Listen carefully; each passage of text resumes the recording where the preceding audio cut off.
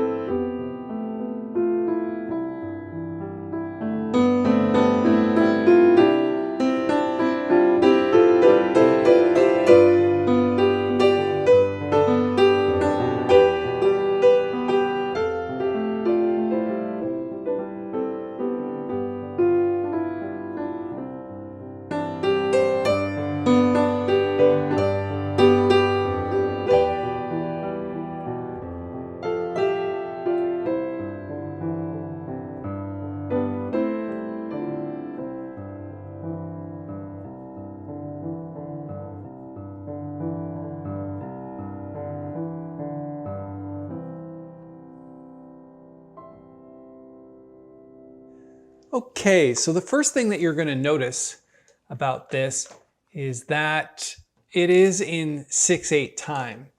So there's an ostinato pattern in the left hand, basically 6/8 notes per bar, that continues throughout the entire piece. So as you scroll through it, you can see that that left hand just keeps going and going. So one of the challenges you're going to face is keeping that left hand going throughout that 6/8 time. So let's talk about the fingering for that, because I think it's an important step in figuring out how to play this piece well. So the fingering that I use is this: 5, 2, 1, 2, 1, 2, back to 5.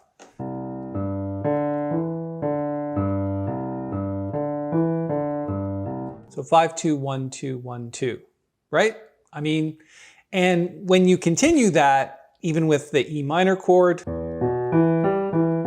and the F chord, back to C. Now, sometimes if you find that a little bit difficult to row that 1, 2, 1, is you might just keep the thumb going like this. But you're going to have to use your pedal there. So again, this 2 might also be 1, but again, you have to keep the pedal down so that it's not sounding like this. So you want to keep it like it's legato.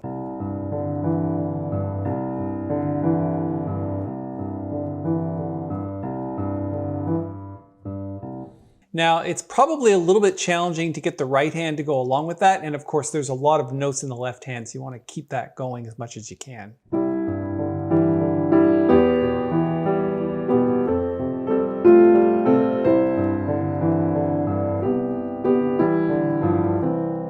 Now, remember, if you miss one of the eighth notes, and again, it's a little easy to do that, what you might do is just keep going even if you're performing it in front of others, because they won't notice that. Because there's so many notes in the left hand, if one of them is missing, it's not going to matter that much. So I'm intentionally going to miss one of the notes.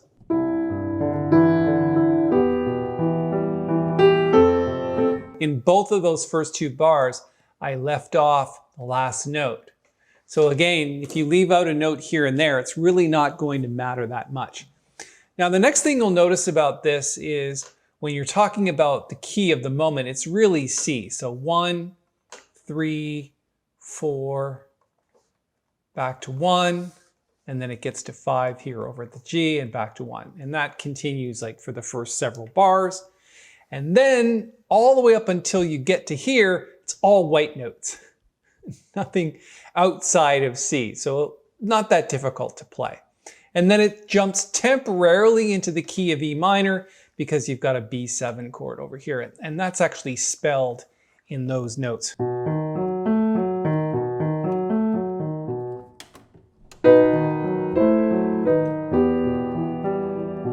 But it's a nice reprieve a little bit from the C major scale. All right, let's take a look at the rest of the tune.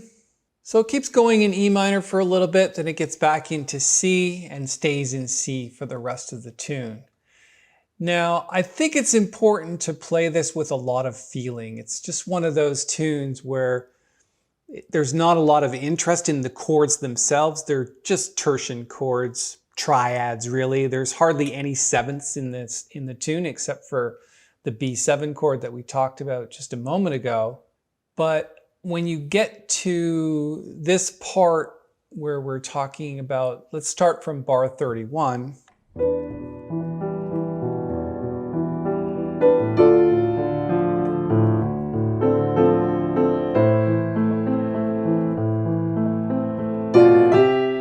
Now that's interesting because this is a passing note. This passing note takes us up to C.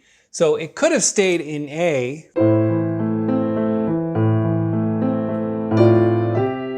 But you really need it because it would clash with the melody notes. And I think that's a nice place to kind of really put feeling into that.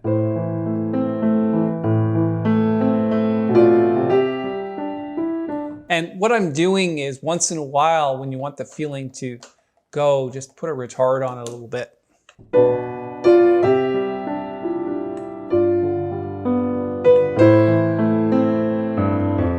That one's a little bit hard to jump to, so you've got this real reach here where you're going.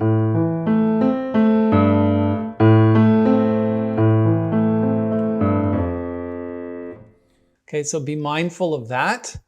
And then when you get to the ending part, which is essentially starting at bar 37,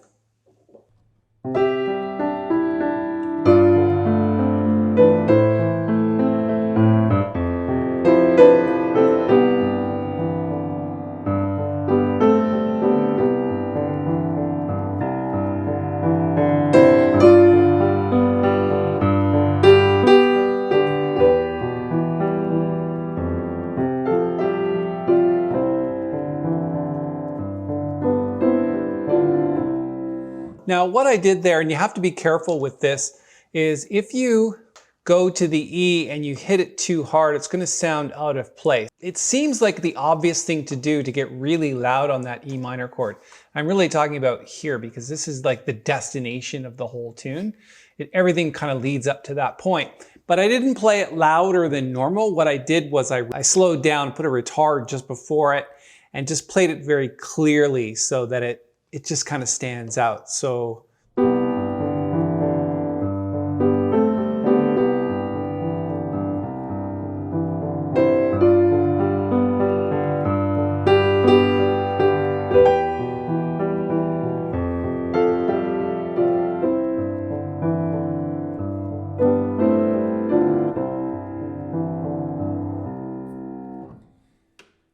what I did also was I can roll it, which might be a good idea. And then roll those chords as well, these ones. Okay, so again, I'm gonna put a link to the sheet music below. I think we've run out of time for this video. I'm gonna put a link at the end of the video to the next one, which is going to be talking about how to solo. So if you heard my solo and you paid attention to that, it's not that difficult to do. It really just kind of sticks around the key of C for the entire thing. And what it's really about is you trying to pick out melodies and not really think about like our bebop scales and our blues scales and things like that. You gotta toss all of that out the window and just think about what you can do with tertian harmony. Okay, so again, sheet music below. If you liked the video, give it a thumbs up, and also go ahead and subscribe to the channel because we could use a few more subscribers just like you. Thanks for your time.